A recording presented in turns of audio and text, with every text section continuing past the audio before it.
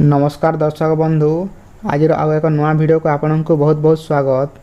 ग्राहकों आसीगला बड़ खुशी खबर। आज पुणी कमिला सुना दर केते टंका कमिला, नुआ दर केते रही संपूर्ण खबर जानिबा। से वीडियो को शेष पर्यंत देखंतु, ता सहित आम चैनल को मध्य सब्सक्राइब करंतु। आज भारतीय बजार रे 24 कैरेट सुना दर 10 ग्राम पिछा 1,63,310 टंका रहितबा बेले 22 कैरेट सुना मूल्य 10 ग्राम पिछा 1,49,700 टंका को छुईची। सेहीपरि आम राजधानी भुवनेश्वर 24 कैरेट सुना 10 ग्राम पिछा 1,62,220 टंका रहितबा बेले 22 कैरेट सुना मूल्य 10 ग्राम पिछा 1,48,700 टंका को पहुँची।